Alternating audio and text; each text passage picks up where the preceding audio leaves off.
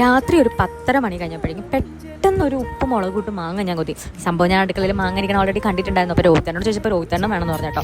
അപ്പോൾ ആള് ചെറിയ വർക്കിലെങ്ങാണ്ട് ഇരിക്കുമായിരുന്നു. പിന്നെ ഒന്നും നോക്കില്ല, നേരെ അതേ ലൈറ്റിട്ട് അടുക്കളയിൽ പോയിട്ട് ഞാൻ നല്ലൊരു മാങ്ങ നോക്കി. മാങ്ങ എടുത്ത് നോക്കിയപ്പോഴേക്കും ചെറുതായിട്ട് അത് മഞ്ഞ കളർ വീണ് മധുരം വീണ മാങ്ങയായിരുന്നു കേട്ടോ. പക്ഷെ അങ്ങനെ തന്നെ കഴിക്കാൻ ഭയങ്കര ടേസ്റ്റ് ആയിരുന്നു. പക്ഷേ ഇല്ല, ഉപ്പുമുളക് ഇട്ട് തിന്നണമെന്നായിരുന്നല്ലോ ക്രേവിങ്. അപ്പം അങ്ങനെ തന്നെ ആവട്ടെ എന്ന് വെച്ചാൽ വേഗം മുറിച്ചു കേട്ടോ. മുറിക്കാൻ കുറച്ച് പാടൊക്കെ പെട്ടു, എന്നാലും കുഴപ്പമില്ല. പെട്ടെന്ന് തന്നെ മുറിച്ചിട്ട് ഉപ്പുമുളകും, ഇപ്രാവശ്യം വെളിച്ചെണ്ണ ഒഴിക്കുന്നില്ല, സാധാരണ ഉപ്പുമുളകും വെളിച്ചെണ്ണ ഒഴിച്ചാണ് ഞങ്ങൾ കഴിക്കാറ്.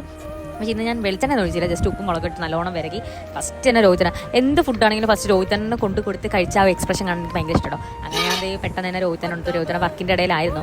പിന്നെ രോഹിതനം കഴിച്ചിട്ട് അടിപൊളിയാന്ന് പറഞ്ഞു. പിന്നെ നീലുവിൻ്റെ ഷെയർ പറഞ്ഞു. നീലു ബേബി നേരത്തെ ഉറങ്ങി. ഞങ്ങൾ ഓൾറെഡി ലുലുമാളിലൊക്കെ പേര് ടയേർഡ് ആയിരുന്നുണ്ട്.